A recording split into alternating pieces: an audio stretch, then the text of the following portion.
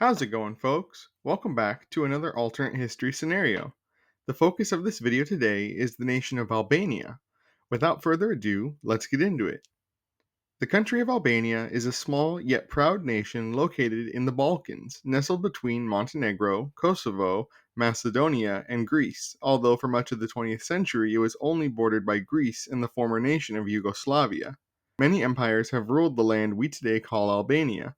That being said, the Ottoman Empire is widely considered to have been one of Albania's most influential occupiers, ruling from 1479 to 1912 and leaving an impactful legacy of Islam becoming the region's dominant religion. However, after centuries of Ottoman rule, in 1912 the people of Albania, fed up with tax hikes and increased military conscription, revolted against their Ottoman overlords and won their sovereignty. After some time spent as a principality ruled by King Wilhelm, a German noble who ascended the Albanian throne after the departure of the Ottomans, the 1920s would see an outbreak of political violence sweep the nation, as left-wing opposition to Albania's conservative and authoritarian prime minister, Ahmet Zogu, grew and threatened the stability of the Principality of Albania. After Zogu orchestrated the murder of Avni Rustemi, a popular pro-democracy politician, a revolution against him broke out across the country in June 1924, resulting in the toppling of Zogu's government and his flight to Yugoslavia. In his place, a new government would be formed by Theophane Noli, commonly known as Fan Noli, an Albanian nationalist and pro-democracy politician. Noli would create a new paternalist government to enact major reforms across Albania based on collectivism, egalitarianism, and nationalism. However, his government was not recognized by the major powers of the world and failed to secure any meaningful economic support. By December 1924, the Kingdom of Yugoslavia would find themselves financing a coup d'etat in Albania, with Ahmet Zogu, now with Yugoslav support, leading an army of 1,000 men to the capital of Albania, Tirana, where his forces would overthrow Fan Noli's government, causing Noli to flee to Italy, thus ending the Albanian revolutionary period. Albania would then be declared a republic, with Ahmet Zogu as its president. Zogu would be entrusted with dictatorial powers, thus making the republic a republic in name only. In 1928, after 3 years of his dictatorial presidency, Zogu, now going by Zog, abolished the republic and crowned himself king of Albania. Under Zog's reign, Albania would remain a corrupt, impoverished feudal state.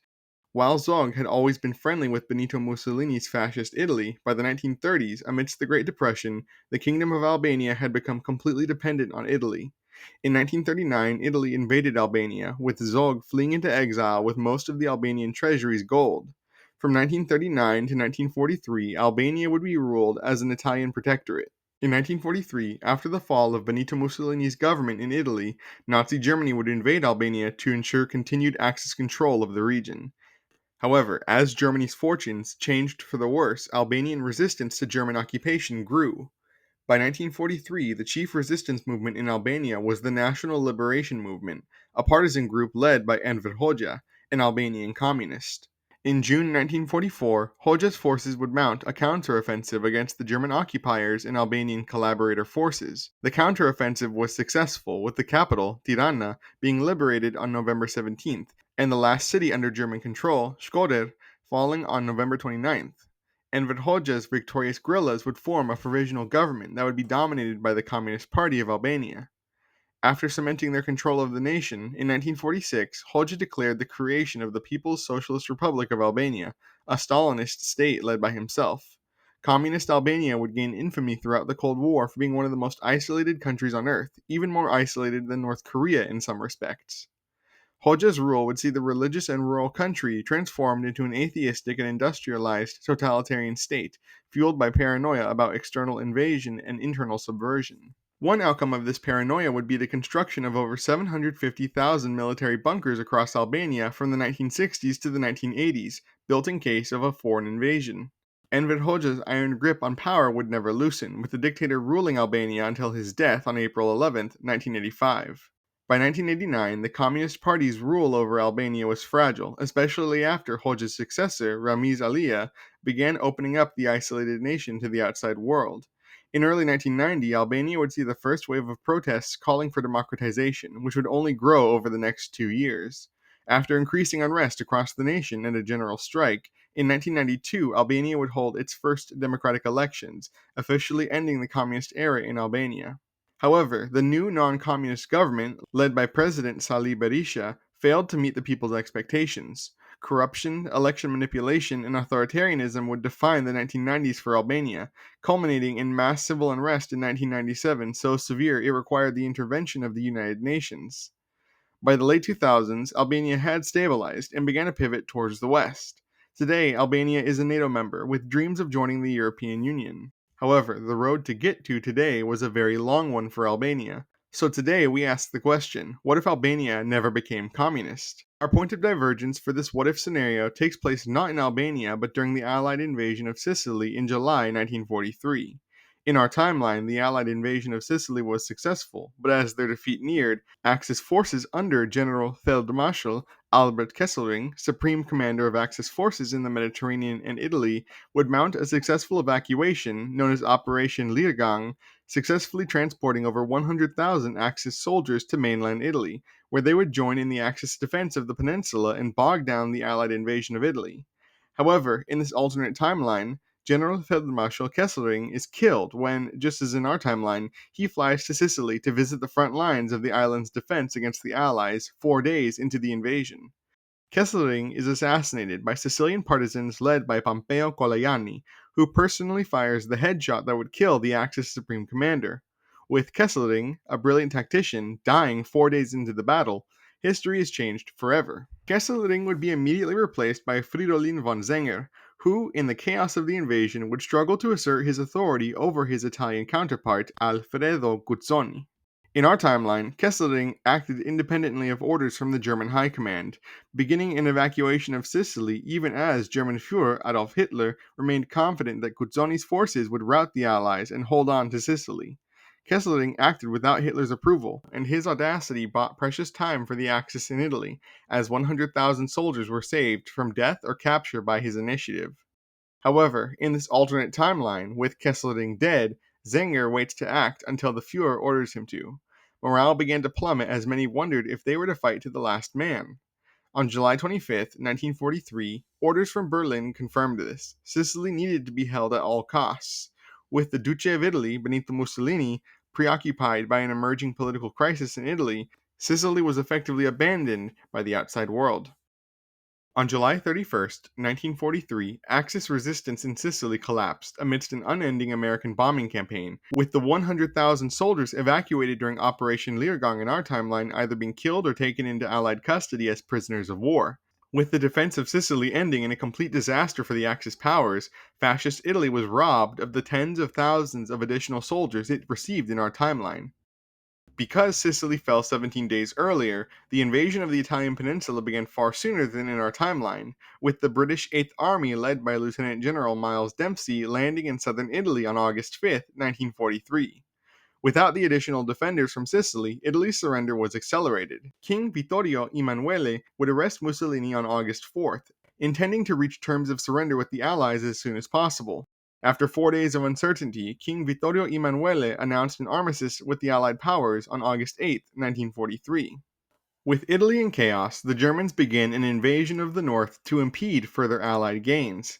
However, with the collapse of the Italian defense, Benito Mussolini, who in our timeline was freed by the Germans before the Allies could take him into custody, is unable to be rescued, with the Americans capturing Rome on August 11th and reaching Mussolini's prison at the Hotel Campo Imperatore in the Gran Sasso mountain range on August 13th, with Mussolini being taken into custody by British paratroopers and sent to an undisclosed location to await a future trial.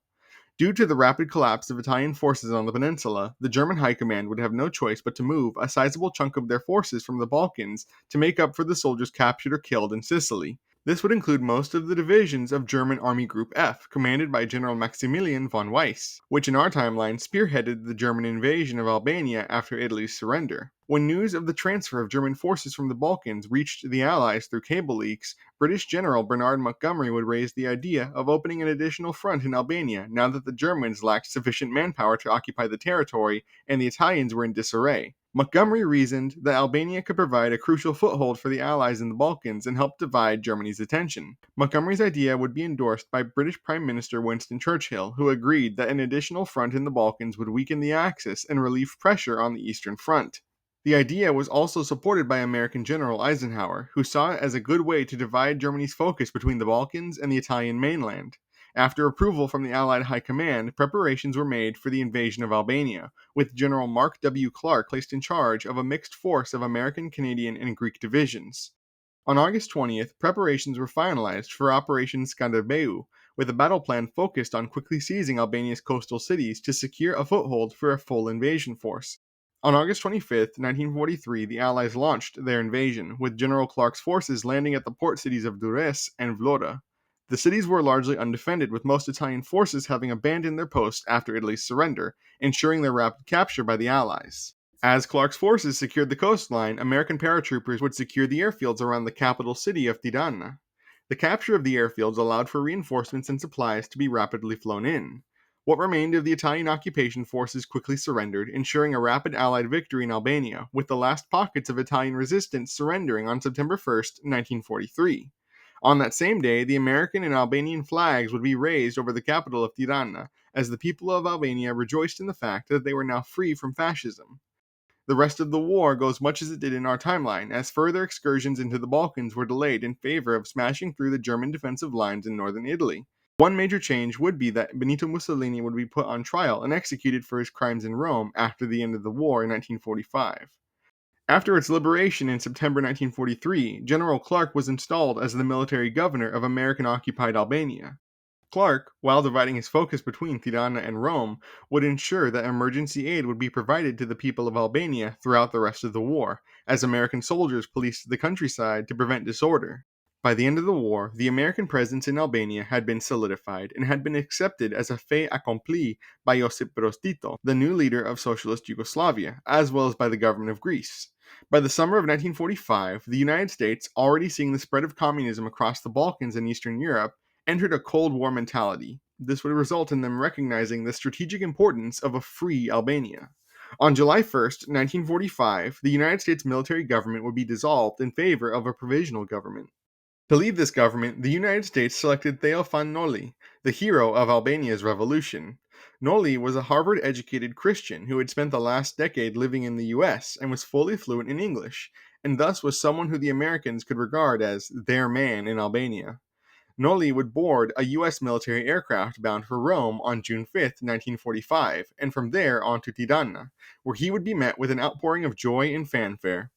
On July 1st, Fan Noli would deliver a speech to a crowd of cheering onlookers in Tirana, proclaiming the abolition of Albania's monarchy and the establishment of a democratic republic. Following his speech, Noli would take the oath of office and assume the presidency under the authority of the provisional government.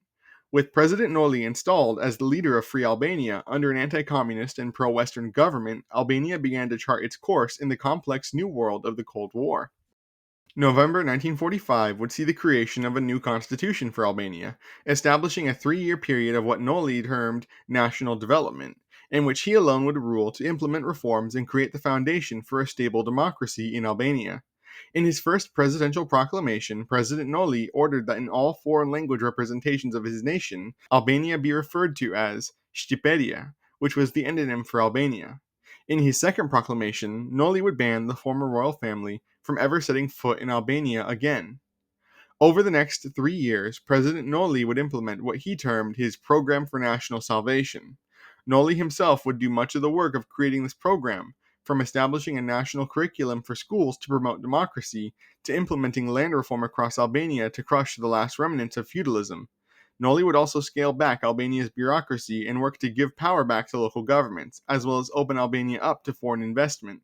Lastly, the final major initiative of his program for national salvation involved a massive investment in the country's infrastructure, modernizing its transportation systems and allowing for the construction of new schools and hospitals. With the help of American economic aid, President Noli was able to succeed in the implementation of his initiatives, gaining popularity amongst every social class, except for the former landowning class in the process.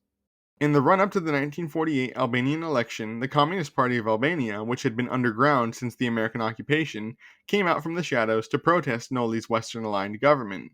Noli responded by cracking down on these protests, centered around the capital city of Tirana, and arresting the leader of the Communist Party, a labor organizer named Enver Hoxha. In response to these protests, the Noli administration banned the Communist Party in Albania. On November 5, 1948, Albanians would go to the polls to vote in the republic's first free election. Winning by a landslide due to no real opposition aside from the now banned Communist Party, Fan Noli and his political party, the Albanian People's Party, would win in a landslide, securing a supermajority in the newly formed Albanian parliament and the presidency, with Fan Noli securing a full 4-year term. By the 1950s, Albania would be integrating into the First World, its economy steadily growing due to continued economic and military support from the US following the nation's participation in the Marshall Plan. Noli's Albania was recognized as a beacon of anti-communism in the otherwise communist-dominated Balkans. In 1952, Noli would again win re-election due to a lack of term limits in the constitution and his continued popularity. In 1954, Albania's first 5-year economic plan would be developed, emphasizing development in agriculture, trade, and light industry, funded primarily by the Marshall Plan. In 1955, to ensure what he termed his nation's continued prosperity and sovereignty, Noli's Albania applied to join NATO, later being accepted into the alliance in 1956. That same year, Fan Noli would be elected to a third term in office. By the late 1950s, Albania, in exchange for NATO membership, would have numerous American military bases along the coast and the interior, a price gladly paid by the Noli administration in exchange for a guarantee of security against the Eastern Bloc. Near the end of the 50s, Albania would be known for its rapidly expanding industries and increasing levels of foreign investment. By the early 1960s, Albania's relatively open capitalist society had begun to foster a growing middle class, and tourism began to boom with the establishment of hotels and resorts along the Albanian Riviera. 1960 and 1964 would see the re-election of Fan Noli for unprecedented fourth and fifth terms in office, as the aging leader still held powerful sway over his people, and still had the fiery will that propelled Albania to prosperity after the end of the war. Unfortunately, Noli's fifth term would be cut short on December 27, 1965, when he would suffer a cerebral hemorrhage at his residence in Tirana. While he would be taken to Tirana's Skanderbeu hospital and undergo an emergency operation, it would not be enough to save the elderly leader. On December 28, 1965, Theo Fan Noli, president of Albania, passed away at the age of 83. Although President Noli had passed, he left a legacy of prosperity and unflinching patriotism. Noli would be succeeded by his vice president, Recep Krasniqi, an Albanian of Kosovar origin. Krasniqi would take power and lead the nation through 3 months of mourning, culminating in the grandiose funeral of President Noli, who would be remembered by the countless statues of him erected across Albania in the years that followed his death. Now, in the post-war era, Albania, at the urging of the West, had made peace with Yugoslavia, remaining on relatively good terms with the multicultural socialist state. However, Yugoslavia was alarmed that a Kosovar Albanian now led Albania, considering that Kosovo, an ethnically Albanian region contested between Albania and Serbia, was part of Yugoslavia. While Yugoslavia's fears of renewed Albanian irredentism would not yet be realized, a rift began to grow between the two neighboring countries. By the 1970s, Albania was a firm beacon of democracy in the Balkans. Despite its size, Albania played an important role in Western defense coordination. The West would continue to invest heavily in Albania's defense infrastructure, and the Albanian economy would remain tied to the First World. President Krasniqi, having won 2 terms of his own in 1968 and 1972, would retire before the 1976 election. The 1976 election would see the candidate of the Albanian People's Party, Pieter Arbnori, face off against a candidate nominated by a coalition of minor opposition parties known as the Albanian Progressive Alliance, Ramiz Alia.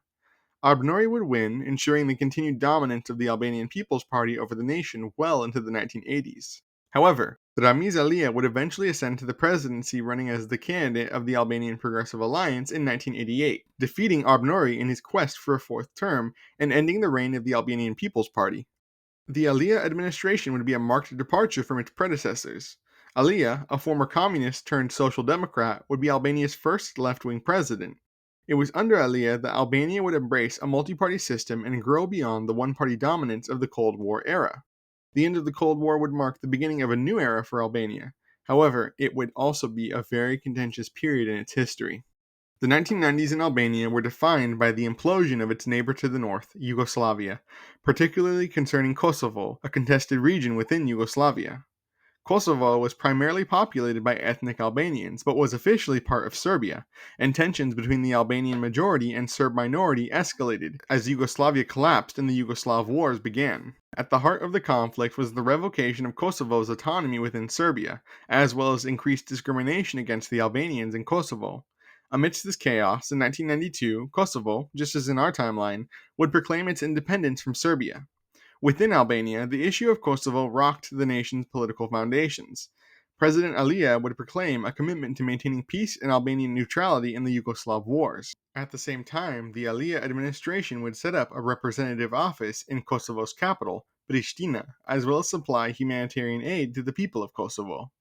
In the 1992 elections, Alia, while unpopular amongst hawkish Albanians who wished to see Albania launch a military intervention to annex Kosovo, would campaign for re-election on a platform of continued neutrality and peace, with his campaign slogan that year being Alia, Prosperiteti mi luften, which was Albanian for prosperity over war. The Albanian People's Party would concurrently nominate Kadrush Radogoshi, a Kosovo Albanian politician who'd built a political career for himself in Albania after being forced to flee Kosovo. While the election was close, Alia would triumph over Radogoshi with 52% of the vote. Alia's re-election would be momentous, especially considering what transpired next. For you see, just 3 years later in 1995, an insurgency broke out in Kosovo against Serbian rule, with an Albanian paramilitary group, the Kosovo Liberation Army, carrying out attacks against Serbian police and military forces in Kosovo, killing roughly 40 people over the year. In response, the Serbians would deploy their armed forces to suppress the KLA in Kosovo that same year. Amidst an outcry in Albania against the Serbian intervention into Kosovo, President Alia would continue to refrain from direct intervention, his rationale being that because the KLA had begun the armed conflict, intervention in Kosovo would be an offensive action rather than a defensive action. At the same time, this timeline's alternate KLA would be even more driven than our timelines. Since Albania was a prosperous democracy, the Albanian militants in Kosovo would be more determined not only to break free of Serbian rule, but to be unified with Albania and live under its democratic government, whose mere existence had fomented pro-unification sentiment amongst the Albanians of Yugoslavia since the beginning of the Cold War. As a result, the conflict between the Serbians and Albanians would erupt into a full-blown war sooner than in our timeline, with the Kosovo War beginning in December 1995 rather than in 1998 as in our timeline. By January 1996, Ibrahim Rugova, leader of the Kosovo separatists, would implore the United Nations to intervene with a peacekeeping force. Hoping to secure a third term in office, as more and more news of human rights violations against Albanian civilians in Kosovo began to be publicized, President Alia would pivot on the issue, maintaining a desire for diplomacy but also calling for a UN intervention in Kosovo and advocating for its people in the UN. On January 15, 1996, after a massacre of Albanians in the village of Račak, NATO, following heavy lobbying by Albania, announced it would intervene militarily in Kosovo to enforce the will of the international community and force a settlement that was diplomatic in nature. On March 23rd, after a last-ditch diplomatic effort to secure a peace deal failed, NATO began a bombing campaign of Serbia to force their withdrawal from Kosovo. By June 1996, Serbian leader Slobodan Milosevic would accept a NATO peace deal and withdraw his forces from Kosovo, which would then be taken over by a UN peacekeeping force. In November 1996, President Alia was defeated by a landslide in a rematch against Kadrush Radogoshi of the Albanian People's Party, who campaigned against Alia's alleged passivity and inaction. Radogoshi would be inaugurated that same month and begin maneuvering to secure Albanian control of Kosovo. Due to Radogoshi's relentless campaigning, the UN would resolve to determine Kosovo's fate through a democratic referendum. On May 10, 1998, Kosovo would hold a vote on whether it should achieve its independence through statehood, through union with Albania, or rejoin Serbia. With 12% in favor of statehood and 7% in favor of rejoining Serbia, union with Albania would be Kosovo's choice, with 81% of the vote. In the aftermath of the vote, Serbia would issue a strong diplomatic response denouncing Albania and NATO interference in its internal affairs, but was unable to prevent Kosovo's secession. On September 1st, 1999, Kosovo would formally join the Republic of Albania, to the joy of Albanians everywhere. Unfortunately, this new union would lead to the brutal expulsion of many of Kosovo's indigenous Serbs amidst extreme anti-Serbian sentiment. In 2003, Albania, having realized its nationalistic goals and cemented its geopolitical status as a major part of democratic Europe, forged during the Cold War, was admitted to the European Union, continuing its gradual integration into European institutions. Hailed as one of the success stories of the post-war era, by 2025, Albania would be flourishing as a small yet important capitalist nation at the crossroads of Eastern Europe and the Mediterranean, having kept its national identity and independence intact throughout the tumultuous 20th century. While this isn't too far off from our timeline, in another world, Albania reached the same result with a lot less political repression and way fewer bunkers.